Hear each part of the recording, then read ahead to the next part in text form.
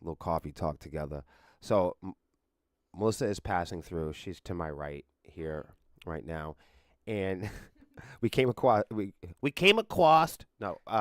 we came across another cup of coffee.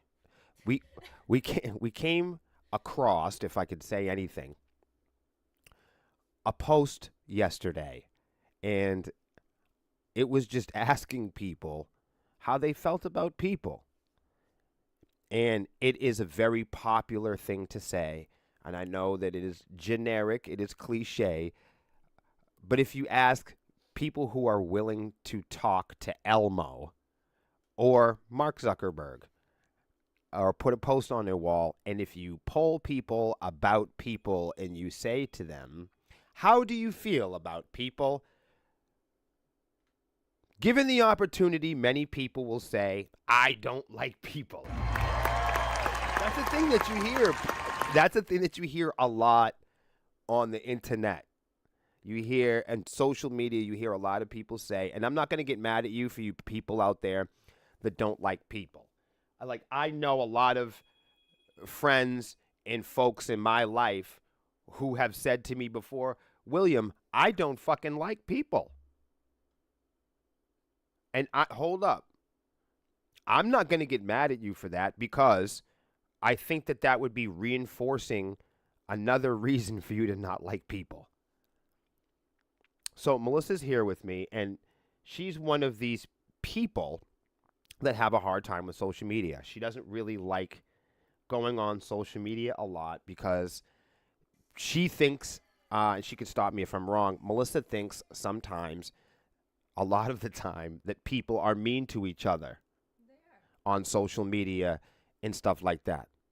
So that's why the generic term, I don't like people, is easy to express on social media. It is to say that in this environment, in this reality, in this place, it is easy for me to express myself and say, based on all the evidence I see around me, people don't like people.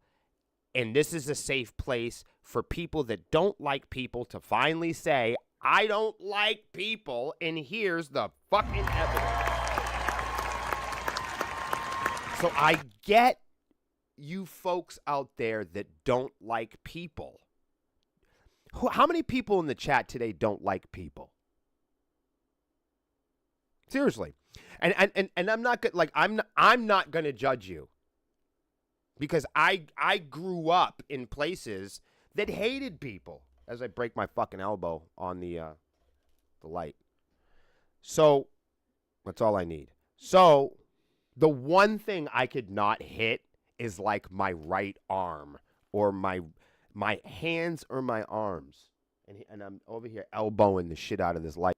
Do you guys mic up a notch? Are you shitting me? Come on. Wait a minute. You're saying mic up a notch. But I'm looking here and it's not saying that. Oh my God. Yo, yo, yo, yo, yo. That's a notch, dude. I'm hitting red over here. You got to understand, I got a big fucking mouth, bro. That's not good. And because, I grew up as a rapper, I'm always, in your face like this on top of the mic. You know what I'm saying? I'm on top of the microphone. It's part of my speaking style. People that game with me know I'm going, hop, hop, hop, hop, hop, hop, hop, hop. It's my thing. That's my thing. I do it. I know it's annoying. I do it on purpose. Sometimes people are like, I wonder if that guy knows that the microphone is like that. Absolutely. I'm doing it on purpose. Just like death metal kids when they put the mic down their neck like they're sucking a dick. You know what I'm talking about? You ever seen the death metal kids take the microphone and stick it like a banana in a throat? Oh, whoa, whoa, whoa, whoa, whoa. Say, hey man, you got to pull that microphone out a little bit more so we can hear what you're saying.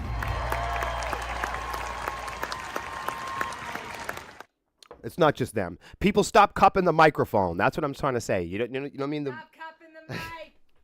You don't need to cup the microphone. And if you take that personal, I know you're doing it. Sucker. Sucker. So yeah, any of you guys that took that personal, I know that you cup the mic and suck on it like a penis. Metal. You guys are funny.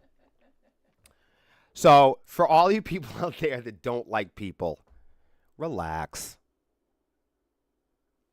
I'm older than all of you, anyways. Relax. Life is short.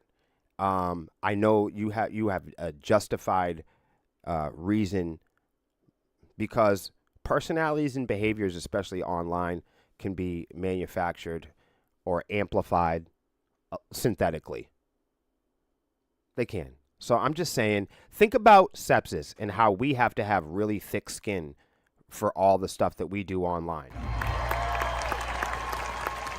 Think of how you have to have really thick skin to be people like us, to put ourselves, to put our personal lives, to put our information out there every day, going live, to be opinionated.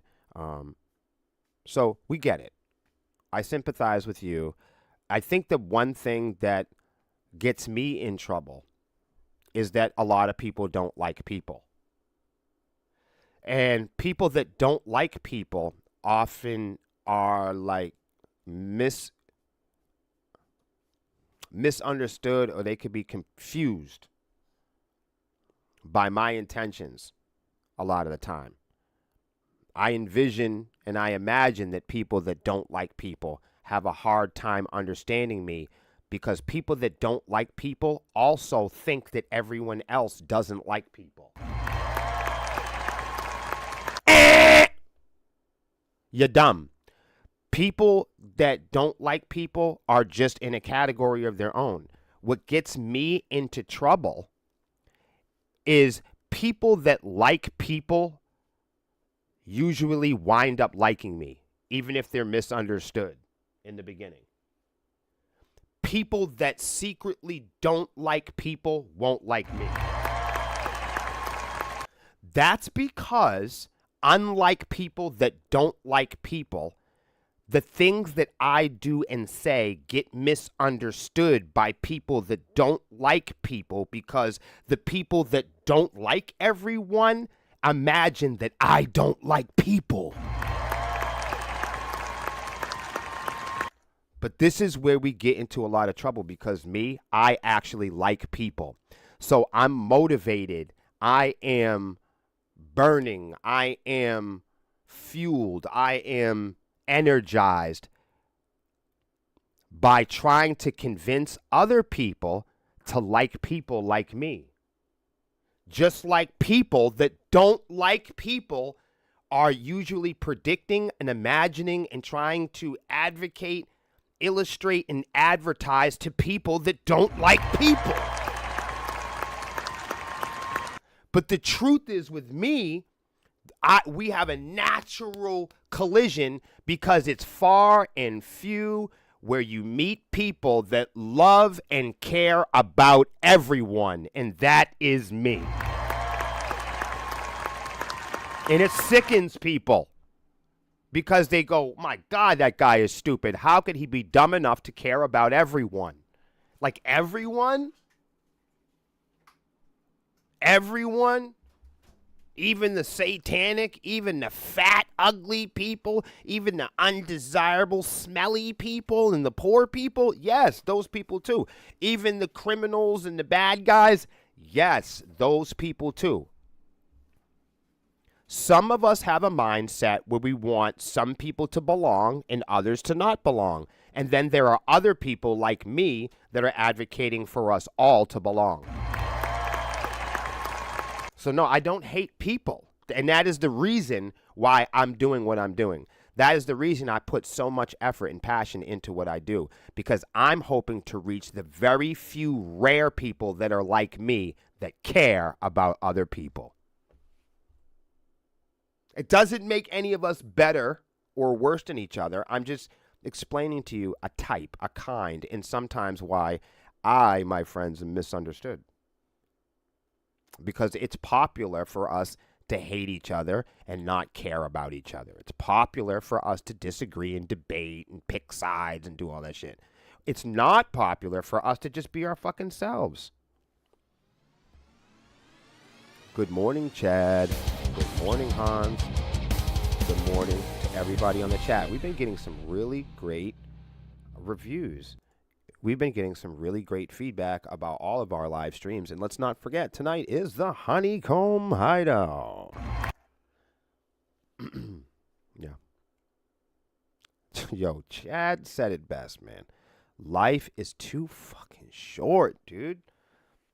So yeah, this program, if you're new here, this program is for people, all people. It's for people that like people. It's for people that don't like people. Sepsis is a community. We are a band that is for people, not just certain kinds of people. Our programs in our groups, our pages are for all kinds of people, all varieties, all versions of metal, all subgenres, all genres of music, all shades and varieties of people, all of our communities, all of our lyrics, and our message here in the Sepsis Networks is to develop a higher quality of self-awareness, unity, education, and community. A higher quality of self-awareness and value in day-to-day life. That is the real deal mission. The real deal mission is abundance, happiness, friendships. So those are the people that we look to resonate with. Let's read some music industry news. We're not supposed to be here yet. We're supposed to be right here. All right, it's the ongoing story, so I have to continue on it. Some of you guys probably think, I don't want to think for you, but for those of you that might imagine that I just want to talk about bad news, or that I'm on the internet trying to find the worst news or the scariest news in the music industry, that is not the case. It's just that each night we look for the top emerging, most important stories across the internet regarding technology, news, social media. And we measure the intensity, the accuracy, and the quality of these stories. We collect them each night, and then we present them here to you each day on the screen so we can read them together and learn about them in real time. And the purpose and cognitive goal of that is that it doesn't separate you and I on an academic level. We are not separated by our differences in terms of the emerging stories or what we are learning, because we are learning it together in tandem with the goal to achieve the truth, with the goal to achieve a higher quality and experience with authentic art, community, reshaping and energizing a new scene, a scene where the conversations and the contributions lead to hope. You feel me? So this is the reason why we have the difficult conversations. You'll see here in the next few articles, there'll be a reoccurring theme, and we'll talk about it then. What do we got here? All right. So will I guess will Europe ban TikTok now? It's a real possibility, according to the European Commission president.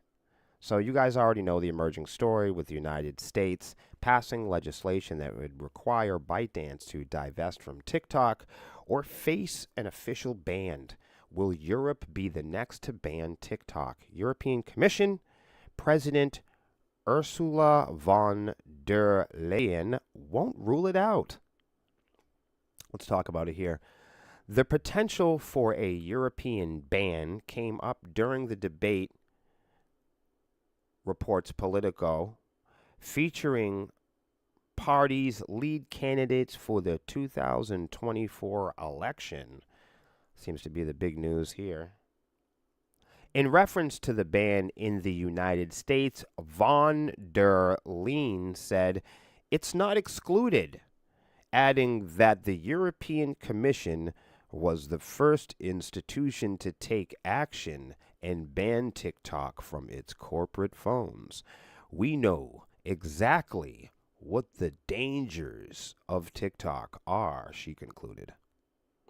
Following an investigation launched by the European Commission into the rewards feature for TikTok Lite, the app voluntarily suspended the program. The EC would examine the feature and whether or not it violates any of the provisions in the recently passed Digital Service Acts. We covered it here on the program. TikTok faces another probe. They're always getting probed. They face another probe for failing to protect minors under the very same DSA rules. You see, so they're all accusing each other of crimes. Do you guys notice that? So,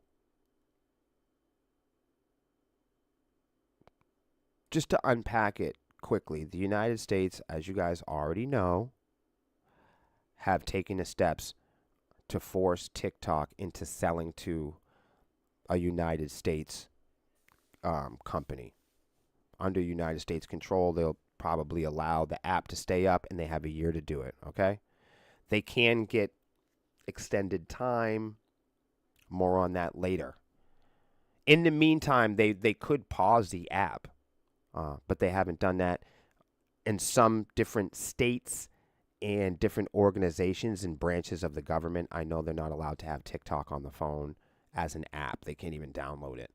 So that's just where we are at today here in our country. And as I've said here, the UK is not opposed to taking steps to doing the same thing.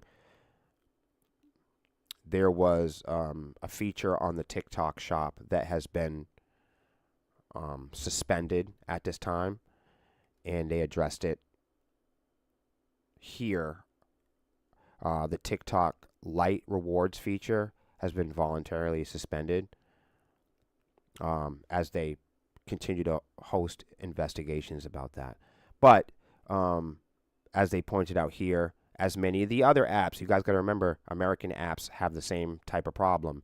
It's not just apps from Europe or apps from China or apps from here or there. It's not just foreign apps. Social apps altogether. It needs to be understood, at least here on this program, that Facebook and Instagram and all these other apps face the same type of scrutiny. I think a lot of times we get caught up in these single stories and we get tunnel vision and we go, it's TikTok, or we find the one that we like, or we find the one that we hate, and we tend to hyper focus on the story in an amplified way that suits us because that's what the internet teaches us. But try to downshift a little bit and keep in mind that all, maybe some more than others, but all social media apps at this time are under a lot of scrutiny. But that's what I'm covering here. It's not so much I want you guys to see another story on TikTok. That's not really why I'm showing you guys this. There's a deeper slice here as we move through the stories. What I'm showing you is how fucking criminal the social media, the digital media, in the music industry space is. That they're all pointing the fingers at each other. They're all calling each other snitches and thieves.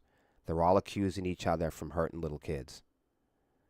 All of these companies, all of these big digital tech developers, they all claim that each other are involved in crimes. They all point the finger at one another and accuse each other of stealing from musicians, robbing poor people. Apple points the finger at Spotify. Spotify points the finger at the next tech developer.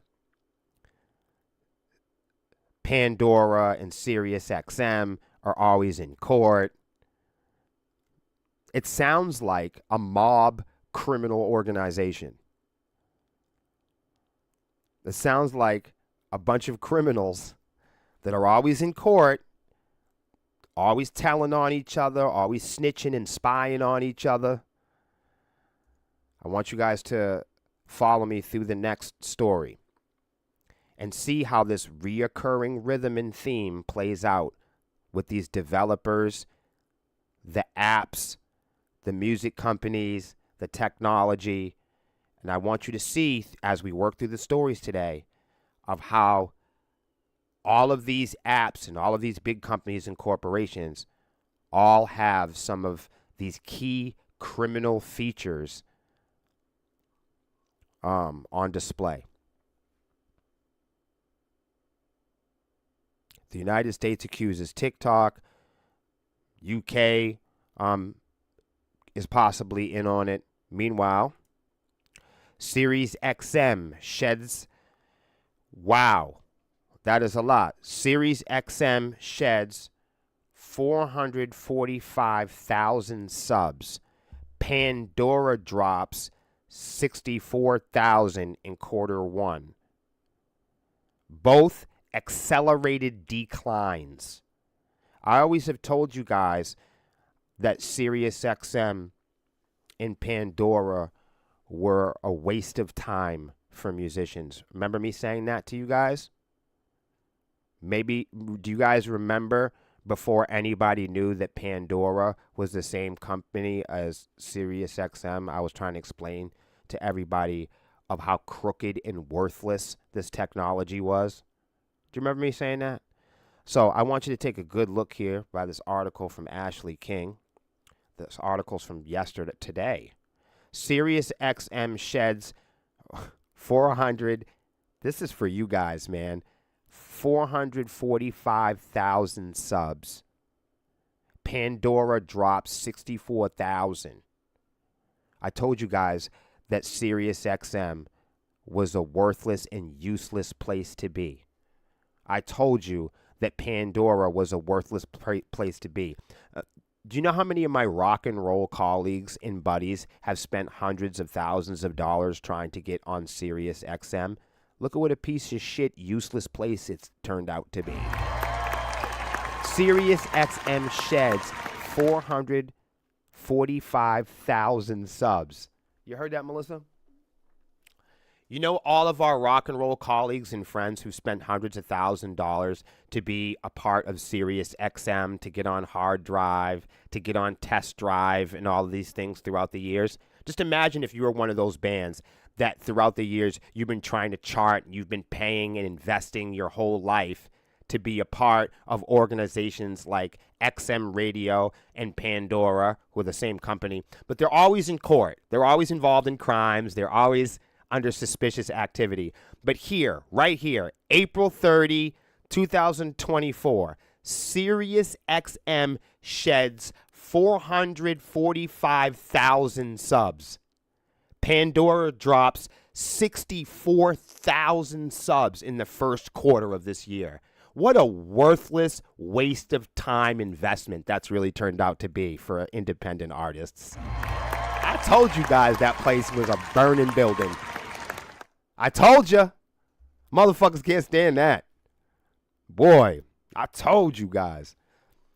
The satellite radio company has shed 359,000 self-pay subscribers during the first quarter, an accelerated loss compared to 347,000 shed in Q1 of 2023. Paid promotional subscribers fell 86,000 compared to a gain of 66,000 in the same quarter of last year. Self-pay subscribers for Pandora services fell by 64,000 in the first quarter. And that's because XM Spam Radio and its sister company, Pandora, are a useless place for artists to invest in. It is an outdated, scammy, spammy, gatekeeping technology that hates on independent artists and makes the smallest, poorest, most talented artists pay to be a part of their little communities. SiriusXM sucks, and I hope it fails. And it looks right here that we were right the whole time. CEO Jennifer Witz conceded that SiriusXM streaming app launch has been disruptive for even long-time customers. She adds that the service is reaching younger customers beyond automobiles. Our early engagement metrics and other consumer signals we are following from the new SiriusXM are improving, Witz told investors. I'm sure she told her investors that. You got to tell them something. Like, you can't be like, we're fucking burning over here.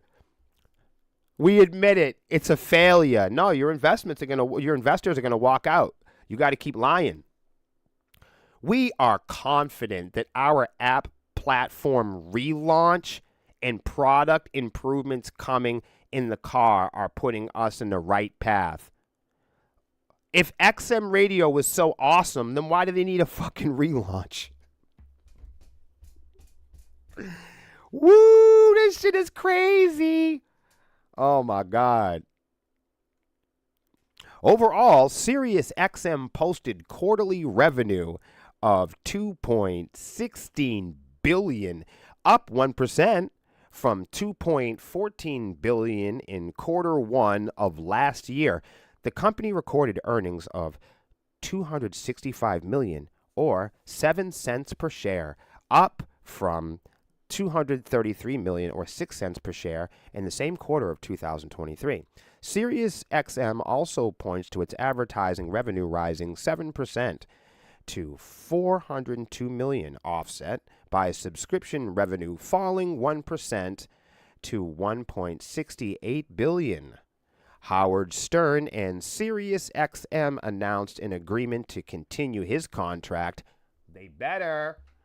As long-standing host with Sirius for 5 years in 2020, bringing up the question of what SiriusXM could look like post-Howard Stern should he decide to retire. Scott Greenstein, president and chief content officer of SiriusXM, told investors the company is prepared to move on should that be on the table. The reoccurring theme here, let's go back. I just wanted to power through some of these stories so you guys could see that internally, each of these companies has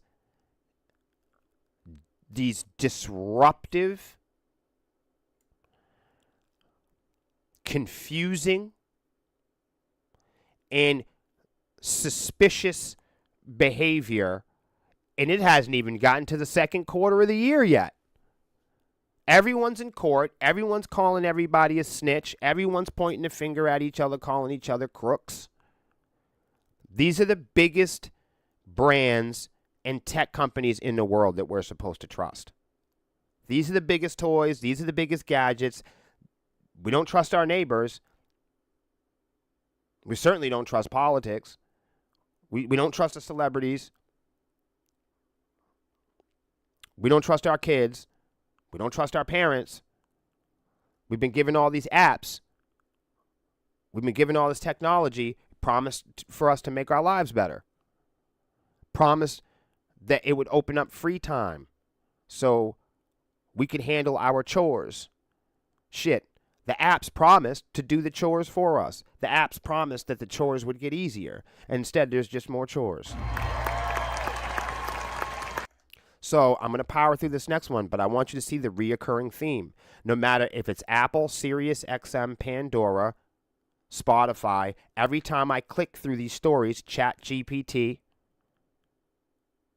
TikTok, Cybertruck, every time I click through these stories, these are the stories of the first of the month. These are the big stories on the internet regarding the music industry, social media, and technology. What do you guys all notice about these stories that I've read to you so far? What do they all have in common? Let's keep going. Daniel Ek says Spotify layoffs were more disruptive than anticipated. Spotify layoffs? Why would they be laying people off? I thought they just made more money than they ever have in Q4. Hold on this very program, we just reported that Spotify, for the second time in its existence, you guys got to remember, Spotify is a company that never cracked a profit until last year. Imagine that. Imagine being a company for 15 years and not cracking a profit. Well, I know about that. You know about that if you're in an independent band. Okay, I'm kidding. But the whole point I'm trying to make here is, this is, go look for yourself. Spotify didn't crack a profit till last year. And in Q4, this past quarter, Spotify just reported to everyone, which was really generous of them. They reported that they made more money than ever. They made more subscriptions than ever. And they said they turned out a bigger profit than ever. But the story doesn't fit. If they turned out a bigger profit than ever, then why is Daniel Ek having layoffs at Spotify? Why do they need to lay off more people if they're making more money than they ever have before? Daniel Ek says the Spotify layoffs were more disruptive than anticipated after cashing out $118 million in shares. What do these articles all have in common? What do these app developers, what do these tech designers in each of these stories all have in common? They're all making a lot of money. They all blame each other for crime. They're all in court. What do you guys notice? Is this me making a complaint, or is this the music industry?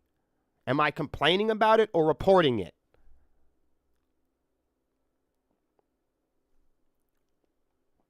Let's go. Spotify CEO Daniel Ek admits that recent layoffs created more of a significant challenge for the company's day-to-day operations than he initially anticipated. It turns off laying off 1,500 people back in December had a bigger impact on Spotify's day-to-day operations than CEO Dan Ek had anticipated. Ek admitted during the company's quarterly earnings call for the layoffs created a significant challenge for Spotify, but assured investors, again, do you guys remember from the other article? Here we go again. Look at the evidence, everybody. Look at the bold writing. Forget about what I look like. Forget about that I'm in a band. Forget about that I'm brown. Forget about that I'm old. Forget about that my voice is loud and annoying. Forget about heavy metal. Forget about where you live. Look at the bold writing. Spotify is the biggest music streaming company in the world, everybody. Daniel Ek admitted during the company's quarterly earnings call that the layoffs created a significant challenge for Spotify and assured investors that they've already overcome the challenge. It took us some time to find our footing, but more than 4 months into the transition, I think we're back on track. After the company's Q1 2024 earnings revealed that Spotify might have been the right decision in terms of profit, just as Ek had hoped, meaning he fired a bunch of people and then reported that they made some money. On Tuesday, Spotify reported its earnings for the first quarter of 2024, revealing a profit of $210 million after having incurred losses of about $241 million in the same period the last year.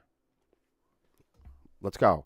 Spotify let go of 2,300 workers last year overall across 3 rounds of layoffs, meaning over the course of 3 times, they laid off a total of 2,300 people. That's a lot of people.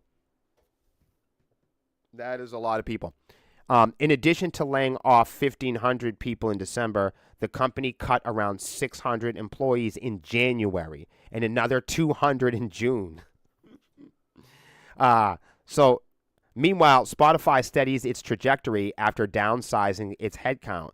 The company stock seems to be doing a lot of changing hands as several Spotify executives have cashed out millions of shares. Eck himself. Listen, this is what I want y'all to listen to. Here we go, guys. Pretend that this is your company. Daniel Ek himself cashed out $118.8 million in Spotify shares, according to a recent SEC filing. Gustav Soderstrom and Alex Nordstrom also cashed out significant shares at 15.9 and 5.6 million. That follows a slew of earlier cash outs in the year. Spotify's quarter 4 2023 earnings payout equating around $100 million worth of Spotify stock. Like the latest bout of cash outs, investors didn't find them terribly alarming, even as music publishing industry continues to turn the screws on Spotify in face of its pivot to audiobooks. That has to do with the bundles that were reported. Once again, what is the reoccurring theme with the 3 articles that I've read today? They all are blaming other people and other app developers and technology developers for crimes. They're all in court. They're all firing people, and they're all making a lot of money. These are the companies. Apple, Spotify, Amazon. These are the big companies. SiriusXM. These are the companies these are the brands that we're supposed to love and trust. These are the symbols of our entertainment. These are the symbols of our music communities. Let's remember that. Are we complaining, or are we reporting? What is it? The people who wrote these articles today, these are fresh articles, brand new, first of the month. Are they complaining about these things, or are they reporting about them? When Spotify tells us how much they made in quarter 4, are they complaining about that? Or are they reporting on it? When kids are beaten up and raped, are they complaining about it, or are they reporting on it?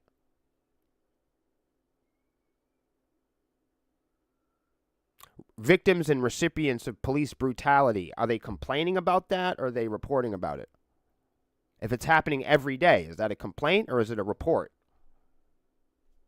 I'm just asking you. You guys can figure out what's right for you. ChatGPT can exploit zero-day securities and vulnerabilities. Does that seem like such a surprise? What's the reoccurring theme here, everybody? So this is another tech company, another developer, another app, this is a whole nother layer of technology and another obstacle in app building in our subscription and application world. ChatGPT, it can exploit zero-day security vulnerabilities. Let's talk about it. If you guys didn't know, this is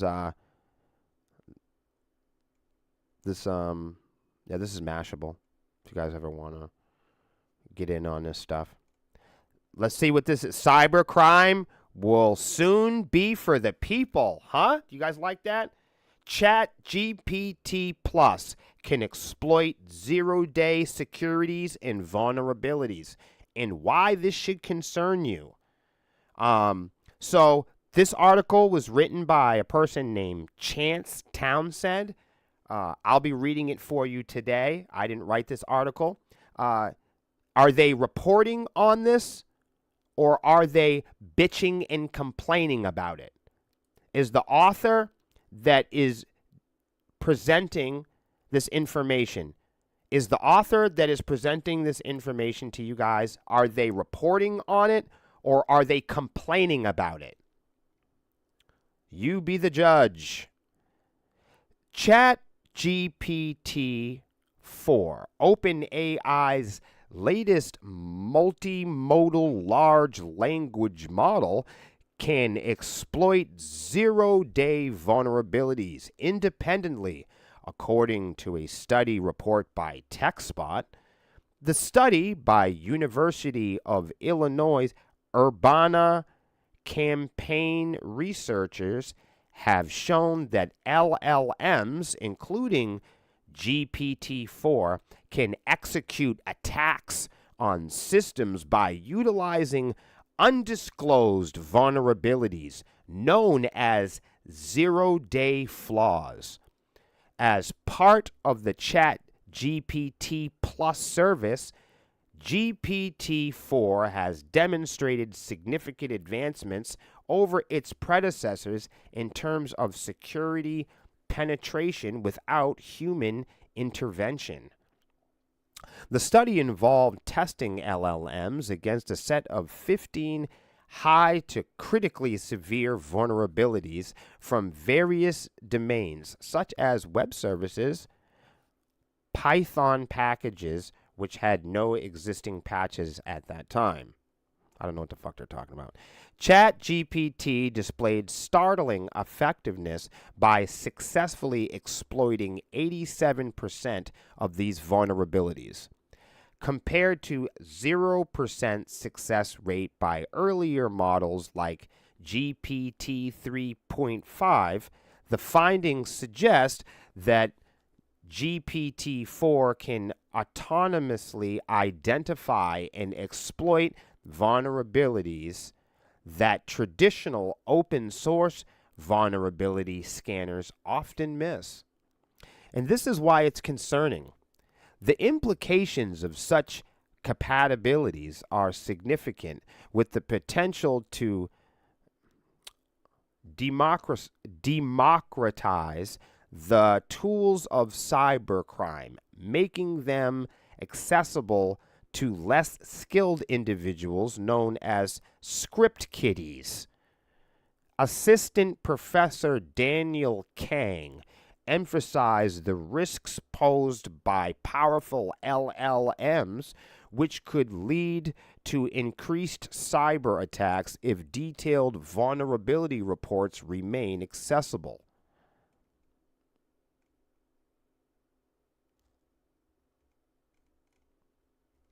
There you have it.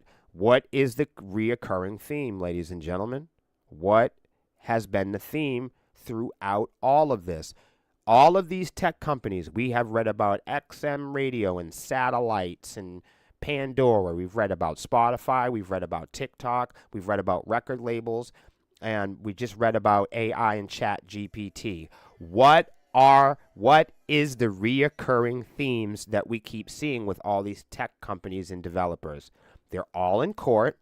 They all accuse each other of stealing and abusing their consumers and customer bases. They all accuse and snitch on each other, claiming that their competitors are all data mining and stealing from their subscription bases. Let's face it, YouTube and Instagram, they go after. TikTok, they talk shit about Instagram. Spotify talks crap about Apple. Apple accuses Spotify. And if I talk about it, I'm just complaining. But as you can see here, these articles and the authors of these articles, call them complaints or not, find it significant enough to continue to keep reporting on it every single day. What is the reoccurring themes that we keep seeing throughout these articles?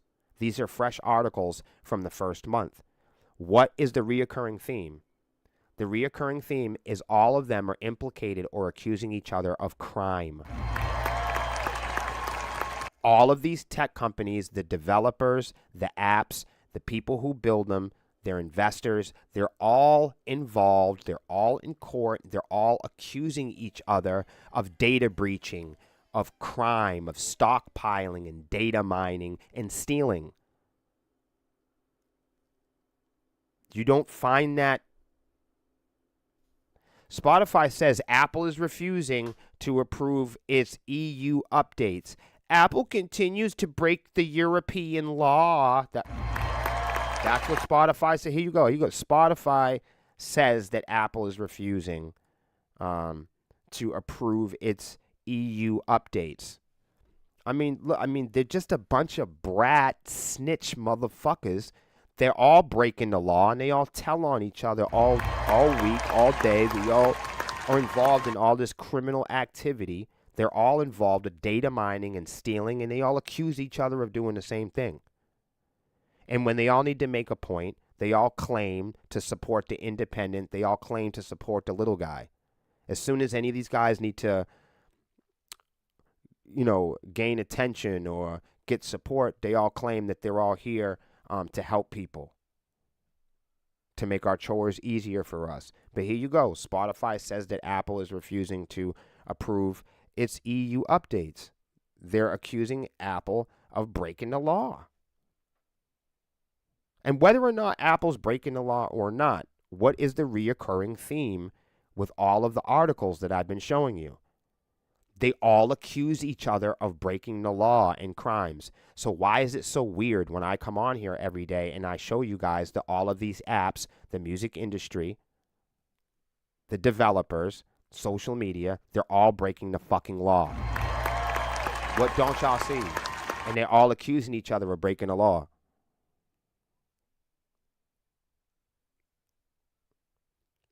That's why I do this program. Because I've been trying to explain to you guys that the music industry is a criminal enterprise. I'm trying to get this through to you. Why? Because they say so. Why would I think that the music industry is a criminal enterprise? Because all of the main players are accusing each other for crimes. All of the main players, all of the developers, all of the labels, all of the gadgets, all of the gizmos, all of the developers and inventors all accuse each other of crimes, and they're all in court. They're all in court. They're all accused of hurting minors, data mining, stealing, robbing and ripping off the musicians. All the developers, all the apps, all the labels all have one thing in common. They all are accused and accuse each other of stealing and hurting their customers, subscribers, musicians, and fan bases. They all are accused of exploiting the bands, the musicians, the subscribers, the users. They're all in court for hurting minors. They're all in court for exploiting teenagers. All of them. What is the reoccurring theme? For the last 15 years, for the last 10 years, we have come on social media and told all of you bands, all of you wannabe Facebook DJs, the music industry is a crime. And many of you are trying to take advantage of it. And we gotcha. And a lot of people don't want to associate or even play music with us because we're going to uncover it. Because they're worried about developing the truth. They're worried about people like me pointing out the truth. They're worried about people with large followings coming out and telling their stories. Why do we think that the music industry is a crime? Why do we keep coming on here every day and calling the music business a crime? Because that's exactly what Spotify calls it right here. Spotify says that Apple is refusing to approve its EU updates. Apple continues to break European law. And they all claim that each other are breaking the law also. So if you ask one of them about the other, all of these developers. Now, I know if I got a whole bunch of guys round up in the same crime and I separate them all and I put them all in different rooms, they're all going to start telling on each other and snitching on each other. Anytime you break up a group of guys that are involved in a crime, you all know that the investigators separate all the criminals and ask them whose fault it is. Spotify says here that Apple's refusing to approve its EU updates, and Apple continues to break the law. And if you ask Apple, they have their group and lists of people that they're ready to point the finger at. Amazon's got a list of people that they're telling on. Facebook's telling on someone. Instagram's mad at TikTok. TikTok claims that Instagram does bad things to little girls. Every label claims that the other guys are the ones that are stealing and not paying the musicians. When they have to pull out and break contracts, they all say, oh, it's because nobody pays the musicians. They all break contracts. They all break agreements when it's time to fight for the underdog. But there's no evidence that this ever happens, and they're all in court accusing each other of crimes. We're not really involved with any of it. One provision Apple has included is new streaming music services entitlement rule, which requires up to 27% of commission fees for any purchase initiated through the app, even if they don't use Apple's in-app purchase system. That fee is essentially the 30% Apple would normally receive, minus the 3% processing fee. Despite Apple's attempts to punish developers with new fees, we remain committed to giving consumers real choice in our app at no additional cost, Spotify said in facing public statement about the issue on X, Twitter. Fuck you, that's Twitter. That's what we have submitted a new update to Apple, which features basic pricing and website information, the bare minimum outlined under the European Commission rule in its music streaming case. By charging developers for communicating with consumers through links in-app, Apple continues to break the law. It's past time for the Commission to enforce its decision so that consumers can see real positive results. Apple itself notes that Spotify's failure to accept this new music streaming entitlement is at hand for the app's recent rejection.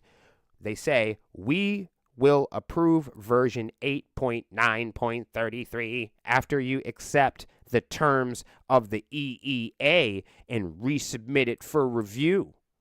So, I mean, what is the main theme? What is the main song that you've heard playing all day since I've started the stream? That none of these motherfuckers trust each other. So why should we trust them? They're all in court being accused of crimes and stealing and lying and secrets. Spotify accuses Apple of lying and having secrets.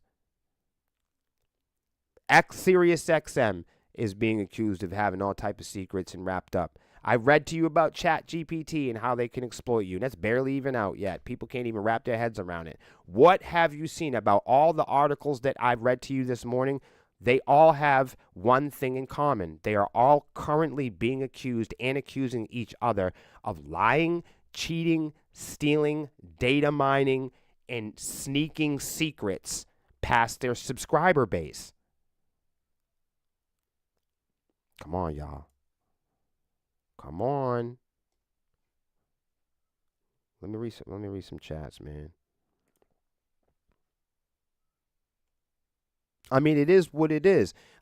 Sometimes I think that if you were to watch this program, you might think that I'm complaining. You might think that this is my opinion.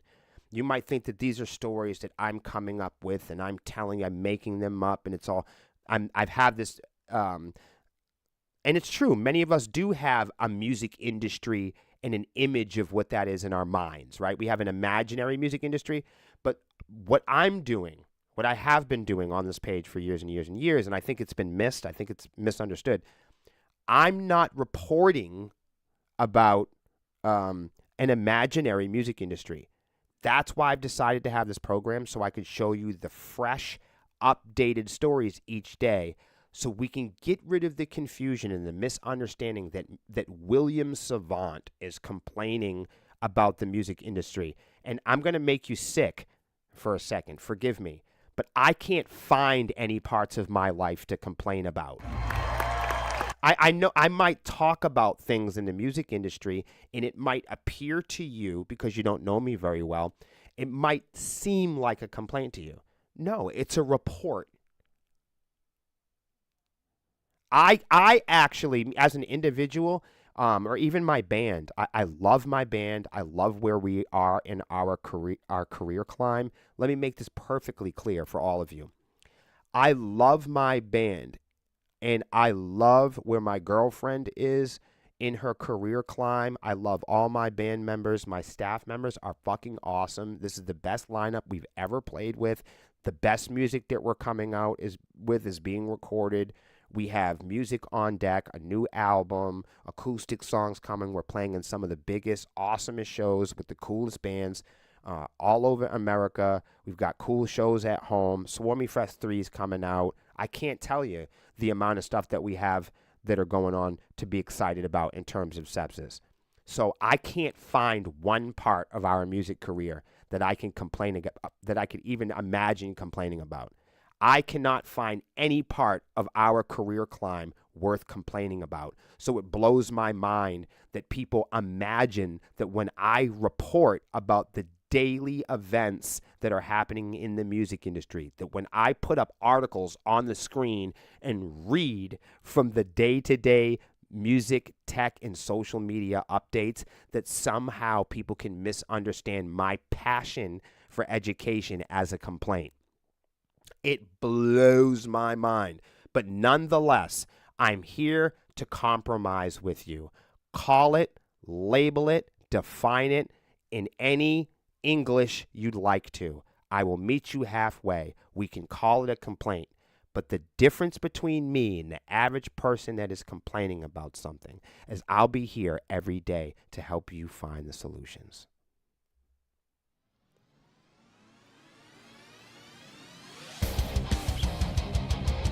You guys take care of yourselves. I'll see you tonight on the Honeycomb Hideout.